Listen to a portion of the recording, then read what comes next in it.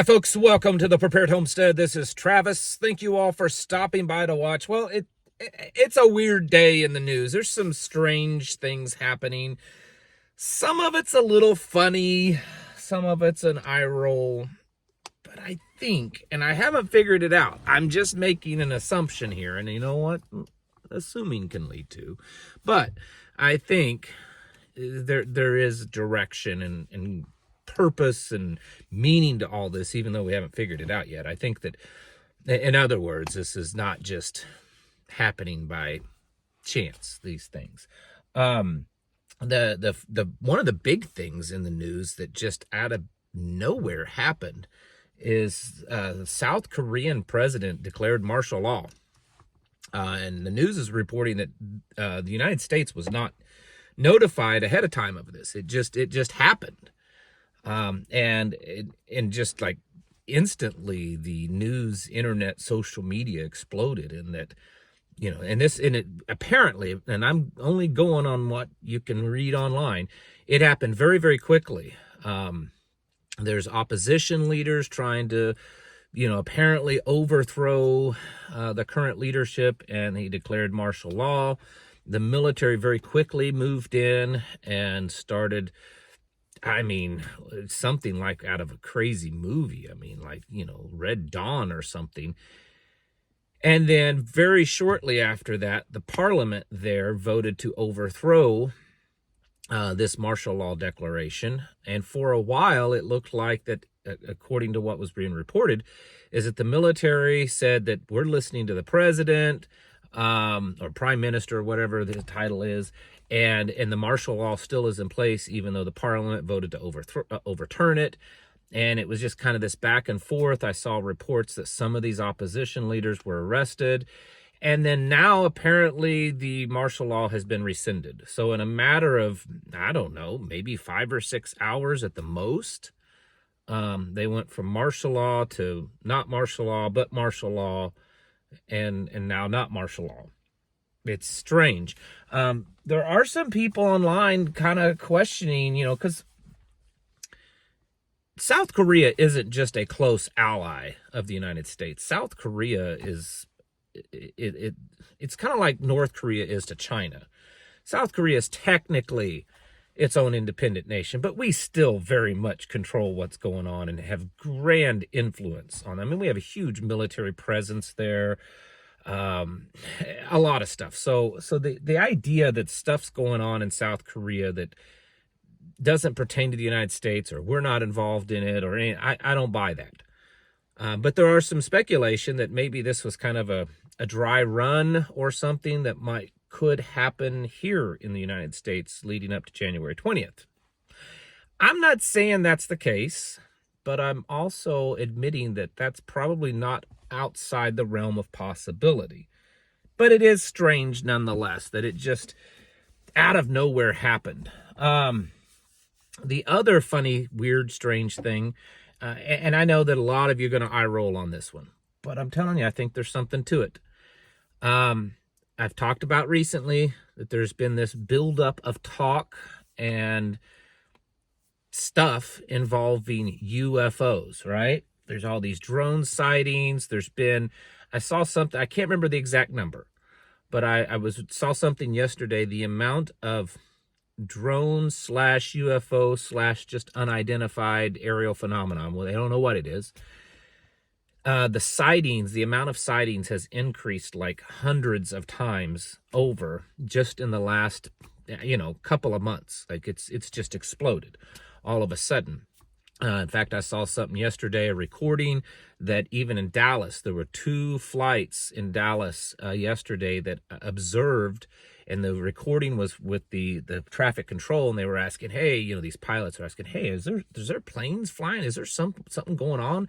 We're watching these lights up in the sky above us, and all this kind of stuff. There's video of various cities that these have happened in the United States and over in Europe, over military installations.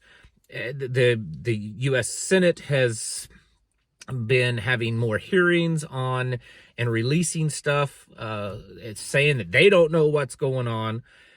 At the same time, I mentioned this morning, that this AI web bot software from back in 2009 predicted that on today that there would be an alien invasion. Now, I don't really, I don't believe that stuff, meaning that I don't believe that that would be accurate, because that, while a lot of people try to say that that system is very accurate in some ways, if you look, it's actually has way more times that it was inaccurate. But that doesn't mean that that can't be used as part of a PSYOP. Many of you fully understand with Project Bluebeam and other things that they could very possibly stage a fake alien invasion to, I don't know, take control, do a lot of stuff. Think about it. Think about it. I'm not saying whether they're real or not, because most of you probably feel the same way I do about them, but about the whole theory of aliens and stuff. But think about how the human population, especially the United States, but really anywhere, would react if all of a sudden, like in some movie, alien ships started appearing and the government, very openly said, yes, there's an alien invasion.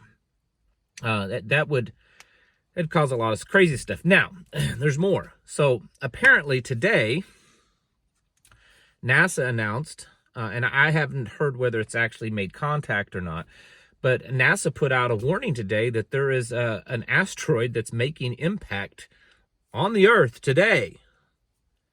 Yeah, today, that there's this asteroid that's hitting the Earth today. Now, before anyone gets nervous, they claim that it's not going to be a big deal. It's a ball of rock that's about 27 inches in diameter, so not much bigger than the size of a beach ball. And that it'll just get burned up in the atmosphere and no one will even know it. Well, why would they make that announcement? Because according to what scientists say, rocks and asteroids and stuff hit the Earth all the time. I mean, that's what the falling stars are. It's not that uncommon. It's pretty much happens on a daily basis, the small stuff, and it gets burned up. So why would NASA make this announcement that this 27-inch size, ball of rock is going to hit the Earth? But don't worry, it's just going to get burned up in the atmosphere and nothing else is going to happen. Don't know. Today, there have been reports of more, strange drones and unidentified objects flying around in different places on the planet. Don't know. I think part of it is a distraction. I think a lot of it's a distraction. But I often wonder, is it true, some of the theories, like I just mentioned, that they could stage this fake alien invasion? I don't know. I really don't know. But I thought I'd put it out there because there's a lot of people talking about it. And with NASA putting out this release information of this asteroid, I noticed some people online were a little panicky. And if what NASA says is true, which I know there's only a slight chance that that's the case, but let's just pretend for a moment that they're being honest, and it is just a small piece of rock, there's nothing to worry about. So it's just strange that they would mention it. The stuff going on in Syria, of course, is heating up. There's pictures of American A-10 Warthog planes low flying over areas, offering air support. That typically happens when there's U.S. troops on the ground. And there are rumors that there are U.S. troops on the ground, but there's nothing official saying that. Iraq says that they're very possibly going to be sending troops in to support Syrian troops. It's all over the place. It's all over the place. Russia's mad at Turkey over this because Turkey isn't doing a good job of controlling ISIS or Al-Qaeda or whatever. It's a mess. Another thing that's probably important, and there's back and forth on how big a deal it is, but China, and I mentioned this already, but I'm going to say it again. China has, in the last couple of days, announced that they are suspending trade of certain rare earth minerals to the United States. They're not going to do it. This is in retaliation, of course, of Trump saying, well, we're going to put a bunch of tariffs on Chinese goods. Here's the deal. This is why I'm not 100% confident that these plans would work. I would be excited if they did.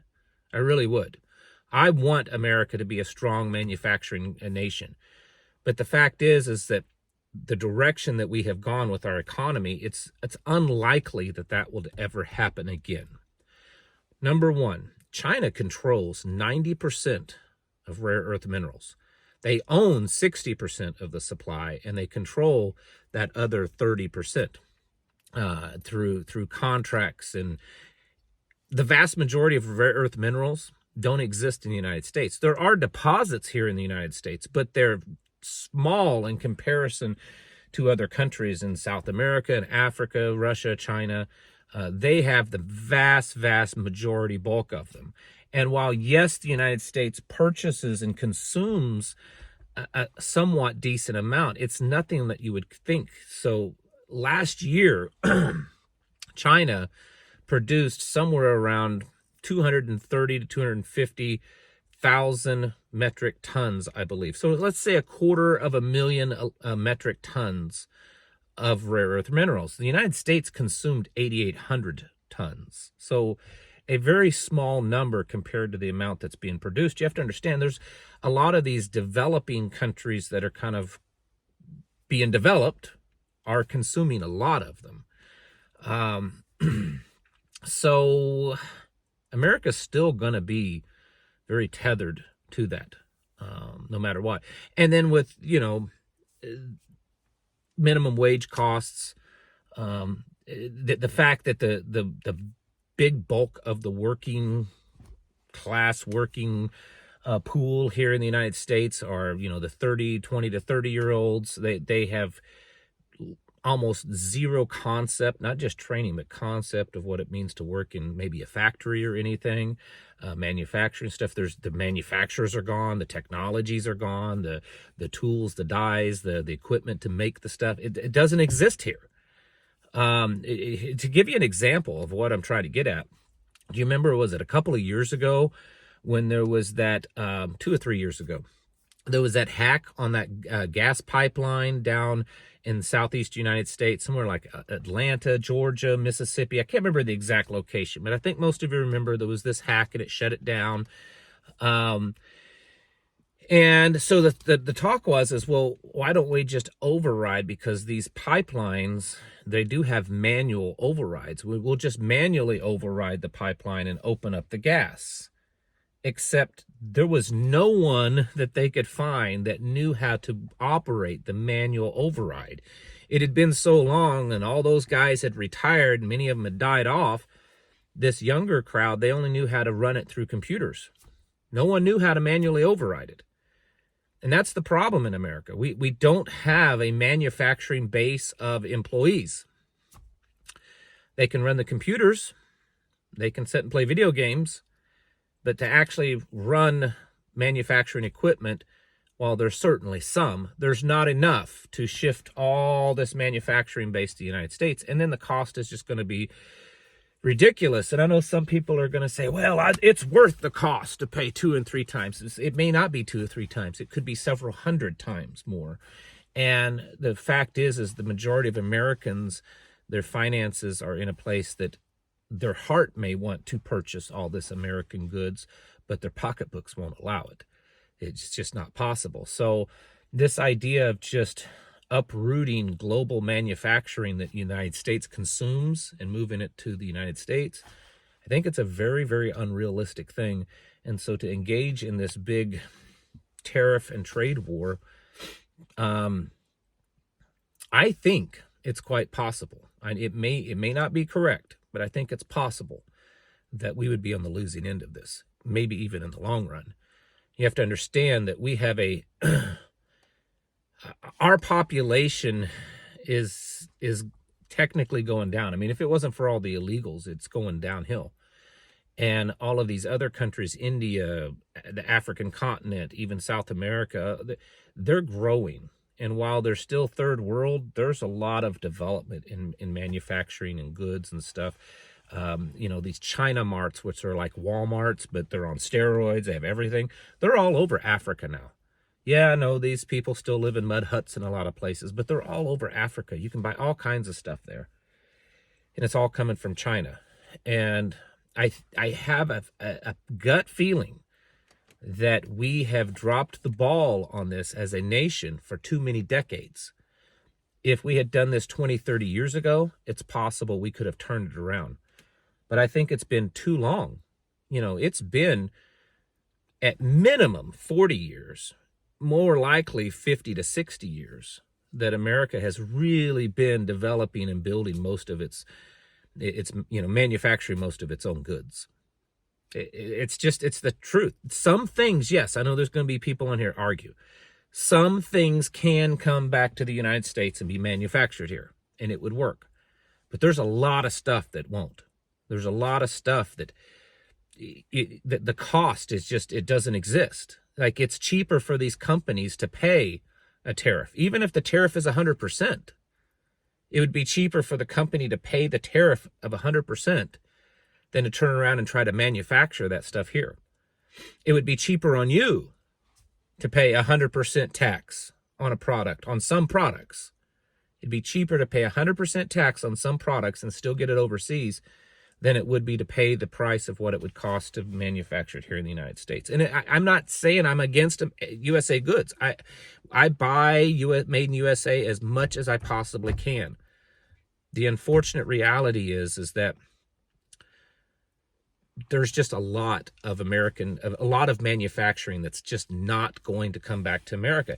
Now, they may implement robots and AI, but that doesn't really fix the problem, because then that means that there's just a whole lot of people that have no jobs, and where are they going to get the money to buy the stuff? So this is I get the feeling that part of the perception of this is of how it might be able to work is too old. It's too archaic.